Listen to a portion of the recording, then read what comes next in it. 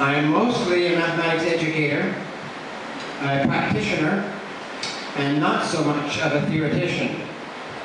That's also, to such a crowd of experts, I'm not too sure if I have anything to say, but especially what much that can add to your existing work.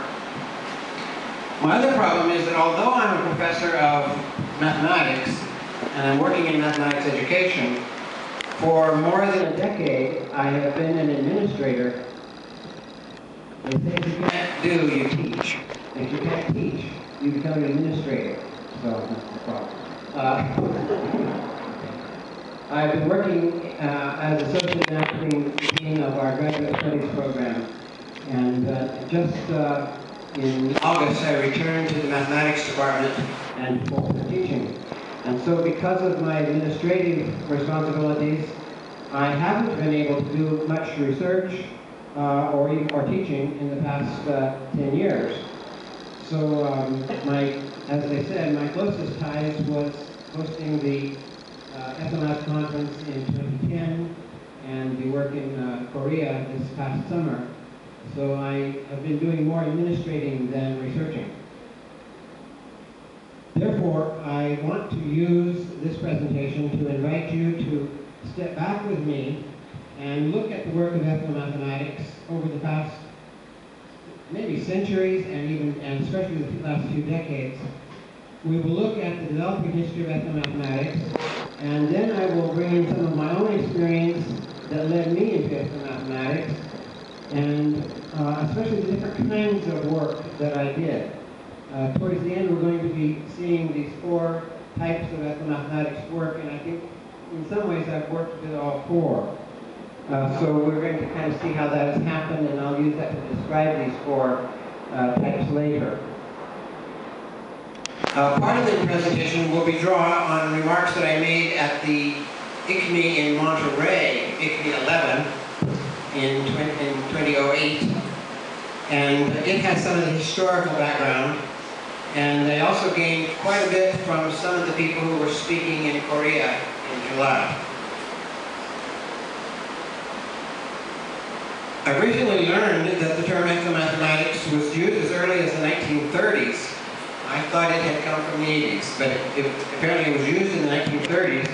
But in fact, the study of relations between mathematics and culture, and especially the interchange of mathematics ideas from different cultures, goes back many centuries. Many sociologists and historians and anthropologists have suggested that much progress of development comes from the learning of strangers. So every time 2 different peoples or cultures have met and interacted, learning has taken place on both sides.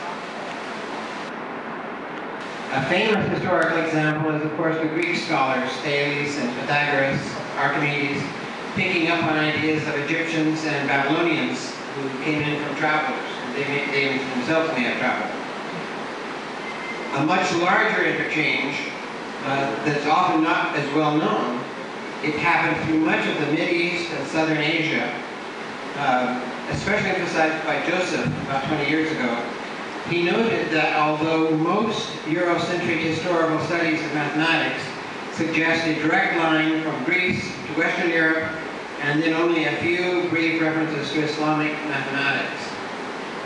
But actually, there was a centuries-long back and forth mixture of teaching and learning, and especially borrowing, among China, India, Persia, and the more Western Arab lands to develop many of the ideas that are now considered essential to so-called Western mathematics in India and China and Persia. Notably, our ciphered place value-based 10 number system, and but also the algorithms that make it work, geometry, trigonometry, as well as many ideas of algebraic thinking. Another bumping of cultures against each other came when the traders and unfortunately soldiers from Europe met Arab civilizations in the early part of the 2nd millennium.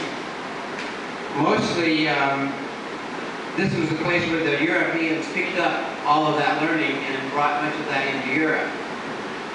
We know the work of Fibonacci bringing in a lot of Arab mathematics, and that's part of what we're talking about. But much more happened beyond him. Unfortunately, the next big meeting or clashes of cultures was not so mutually beneficial. This was the colonial expansion of Europe into many parts of the world between about 1400 and 1900.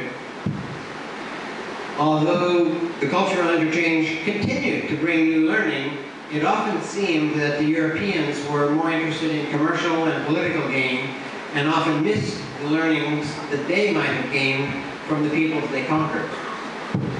However, later, anthropological studies finally began to open the doors to some of these cultures newly under the European influence, although they often looked at them disparagingly, trying to demonstrate the growth of civilization toward the European model.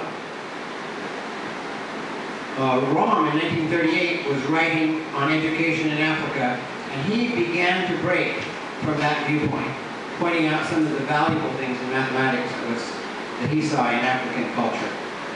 And he noted several interesting mathematics in some African cultures.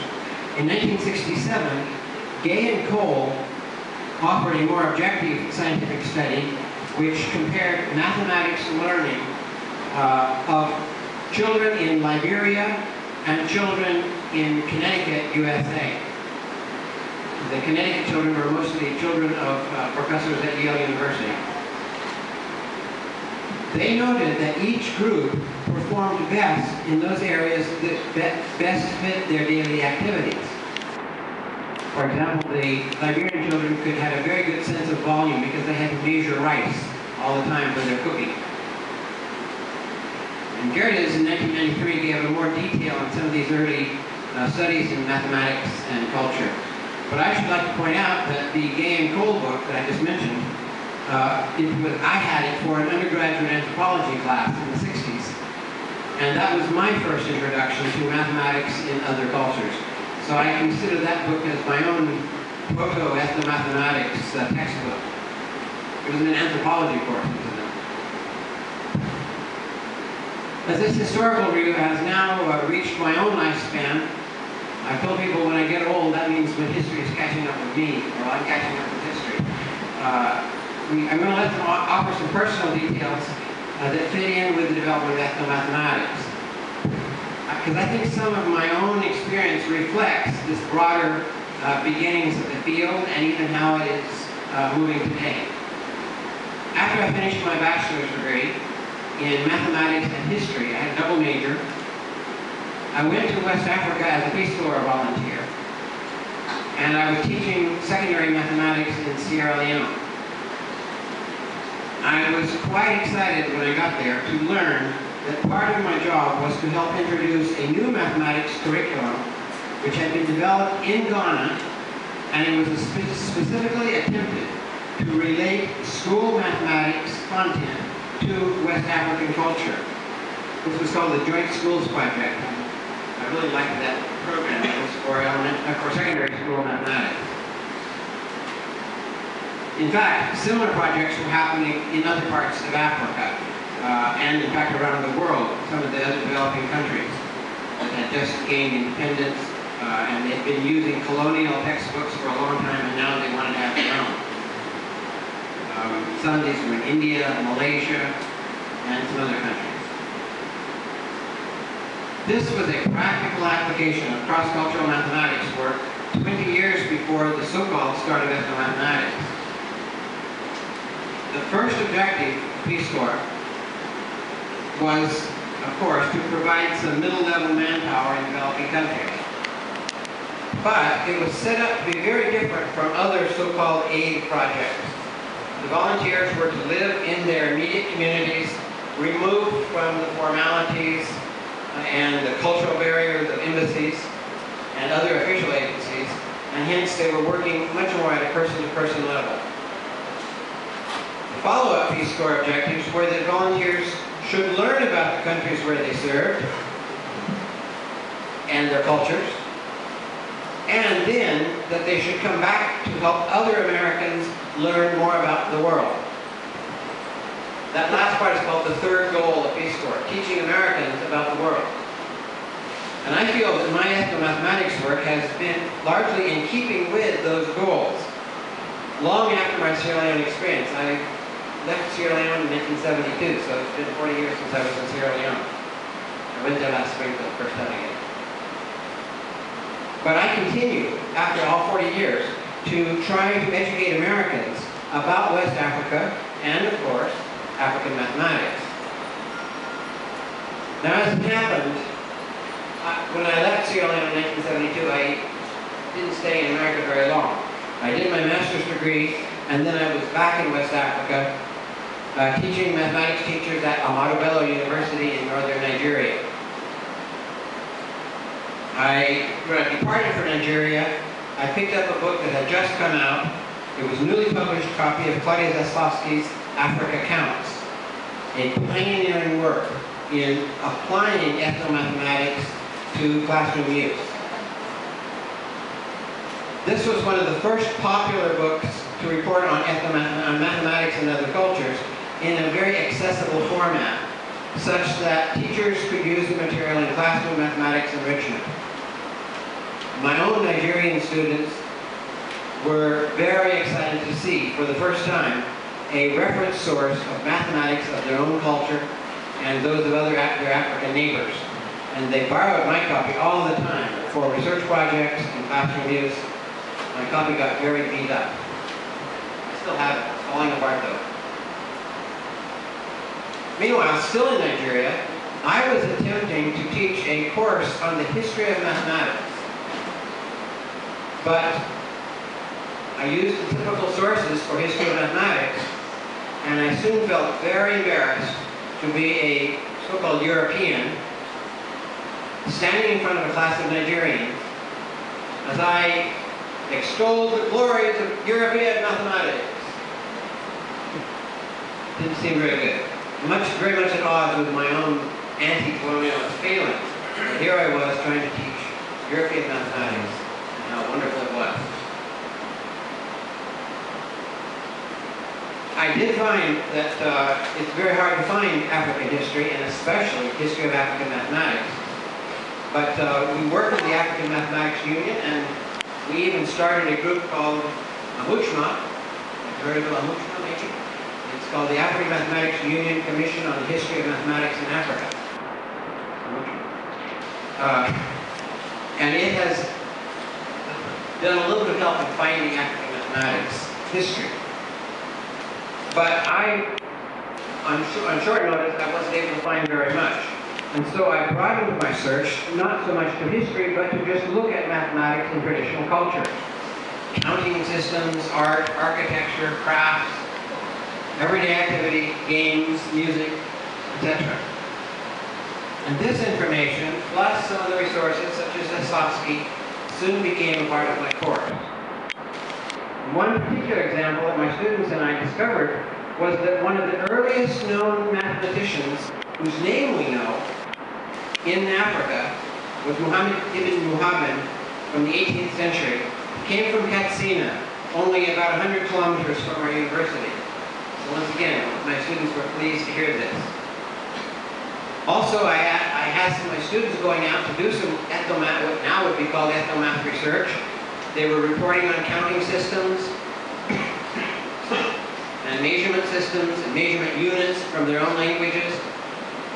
I was not trying to compete with the people in Papua New Guinea who found hundreds and thousands of counting systems of numbers. But I did gather about 2 dozen different language counting systems from Nigeria. This was in the early 1980s. About the time that Ubi Ambrosio was using his 1984 plenary address at the 5th International Congress on Mathematics Education to bring ethnomathematical ideas to the attention of the world about mathematics education. I was already receiving the newsletters from the study group on history and pedagogy of mathematics. And through that group, I learned about the Ethnomath group. So I joined, even before I moved to the US, I was probably the only member in Africa at the time. And I gave a talk at ICME 6 in Budapest, Hungary, on some of the research that my students had helped me with. We reported on algorithms that were used by unschooled people in Nigeria. And we also I reported on some of my collection of counting works. Well, since then, I have lived in the United States. It's almost within a month after the Budapest conference that I moved. And though I have continued to work in mathematics teacher education as I had in Nigeria, my efforts in ethnomathematics, both in my teaching and my writing, have focused very much on using ethnomathematics in mathematics education. This is different from my earlier work in Nigeria, where my objective was to encourage students to find and integrate their own cultural applications of mathematics and mathematics learning into teaching. So I note that several master's and doctoral theses resulted in Nigeria, in addition to changes in curriculum and instruction. For my American students, West Africa is far away, removed from their own culture, and so I had different objectives. First, following my Peace Corps responsibility to educate Americans about the area where I served, I now treat my coverage of West African mathematics as a part of a broader global education of Americans. I spoke about this at the third Ethnomathematics conference in New Zealand, noting that Americans are often notoriously weak in their understanding of other parts of the world. I noted that global education usually seems easier in the fields of geography, history, literature, and the arts. Okay. I'm speaking too fast. So we were trying to teach more about the globe, about global education. It's okay in history, geography, literature, the arts, because they can say, we're looking at what's going on in other countries easier. And then science came and said, well, through environmental issues, we can talk more about the world. I suggested that mathematics can also contribute to a better understanding of the world by showing examples of mathematics from around the world, and also using statistical examples to highlight social, political, and economic issues of the world. I know that we've had some criticisms about exploiting the exotic other, and comments that this cannot change the standard curricula of Western-based mathematics and their high-stakes, high-standards examination systems. And so in American schools, I don't claim that we are attempting to change mathematics curricula. But to do other instruction about the world and to use mathematics as an unexpected vehicle for global education.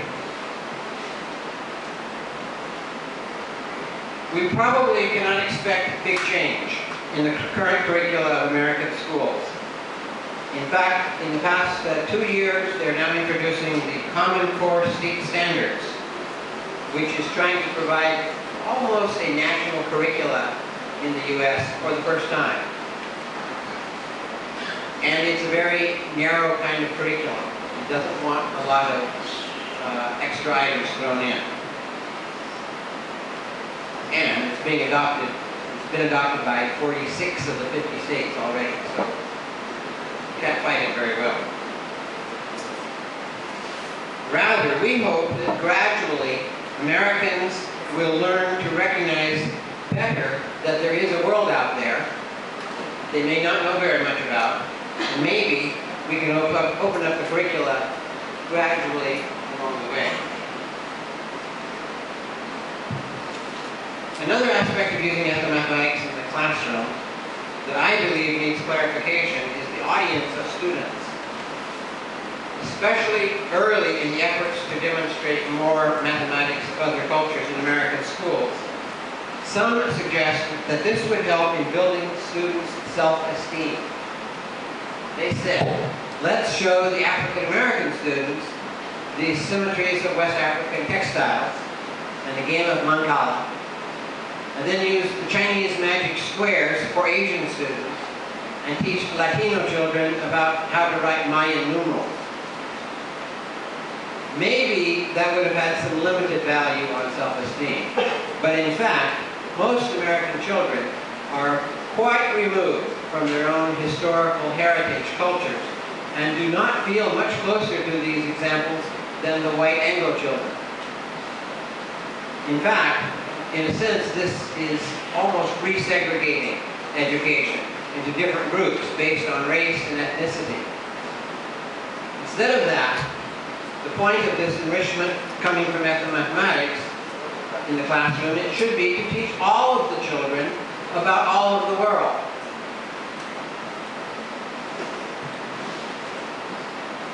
Even as I have included ethnomathematics examples in my teaching and have encouraged pre-service and in-service teachers to do the same, I still have not abandoned my interest in finding about the mathematics of my students' culture. Just as I and my students in Nigeria had to dig to seek mathematical examples from their cultures, my American students often do not see mathematics in their own cultures and heritage. In fact, especially Anglo-white children or students, they hear so much about exotic cultures, African cultures, Chinese cultures. They hear so much that they feel like they have no culture. White students say, I don't have any culture. Well, they do. And so part of our job is to see where there is mathematics in their culture and help them define their own culture. The National Council of Teachers of Mathematics considers connections as one of the most important themes running through school mathematics, right along with problem solving and reasoning. Students need to recognize that mathematics is not limited to the classroom. And in fact, the main reason they need to learn mathematics is that they will be using mathematics in all aspects of their world. They will connect the mathematics that they learn today with other areas of mathematics, with their work in other classes of school, and importantly, with their daily life, and their future careers in the world. So ethnomathematics can help establish this connection. This is definitely not looking at an exotic other, but it's looking at our own homes and our jobs and our culture. In the master's level class that I teach, a key assignment is for each student to look into his or her own culture to find uses of mathematics. For this assignment, I define culture very broadly. All of these students, they're master's degree students, all of them are full-time school mathematics teachers. So I tell them that they can define culture as almost any part of their life except for their job as a mathematics teacher. I don't want them to say, yes, I use math as a math teacher. So this might be their ethnic culture, it might be a multi-generational family tradition, it might come from their geographic or their socioeconomic culture of their hometowns, it might be life processes that they're involved with, it might be their hobbies or sports or other activities that they participate in and enjoy. They select their cultural topic, research it either formally or informally or both, and prepare a written paper and an oral presentation for class. They are told to include information about the topic, about how they are personally connected to the topic, and, of course, the uses of mathematics that they found in that topic. This is not thesis level research, it's just a class paper. But it's a way for them to dig into their own personal stories and In fact, I suggest that they try making a similar assignment for their own students, and several have done so.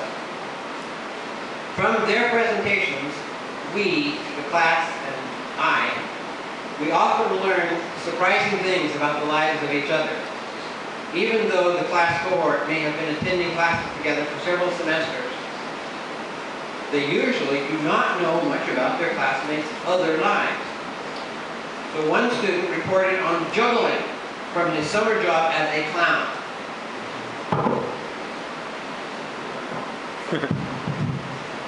Nobody knew he was a clown. Okay. He was the most formal student I had. He always wore a suit and a coat and tie. And then he said, in the summer, I'm a clown. Okay. Another student reported that his family, for many generations, had been crab fishing in Maryland's Chesapeake Bay. Another taught us how to clog dance. The clog dance? Something like that. Which her family had been doing for several generations.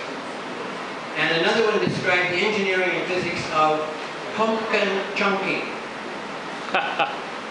Pumpkin chunking is where they build wooden catapults, like from 500 years ago, and they shoot pumpkins